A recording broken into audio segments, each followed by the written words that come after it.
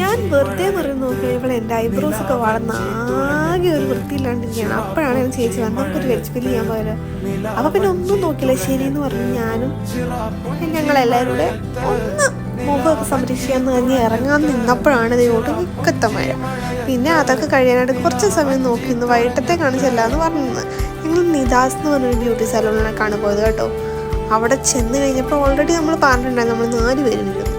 അപ്പോൾ അവിടെ ചെന്ന് കഴിഞ്ഞ് പരിപാടിയൊക്കെ കഴിയാനായിട്ട് കുറച്ചധികം സമയം എടുക്കുമല്ലോ. അതൊക്കെ കഴിഞ്ഞ് ഇറങ്ങിയിട്ടുണ്ട്. നോക്കിക്കഴിഞ്ഞപ്പോഴത്തേക്ക് എന്തൊക്കെയൊക്കെയോ മാറ്റങ്ങളൊക്കെ കാണാം. ചിലപ്പോൾ ചെയ്തതിൻ്റെ ആയിരിക്കും ഇപ്പോൾ അത്. അപ്പോൾ ഞാൻ വെറുതെ മിററിലൊക്കെ നോക്കി കഴിയുമ്പോൾ ഒരു ഭംഗിയും ഗ്ലോയൊക്കെ ഉണ്ട് അല്ലേ.